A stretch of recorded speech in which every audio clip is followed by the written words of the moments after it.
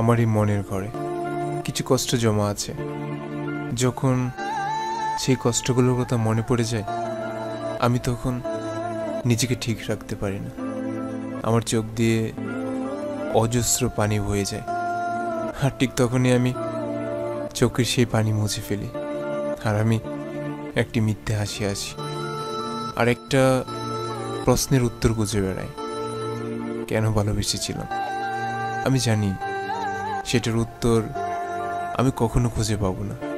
তারপরও আমার মনে সবসময় এই প্রশ্নটা থেকে যায় যখন তার কথা খুব বেশি মনে পড়ে। কেন ভালোবেসেছিলাম তাকে?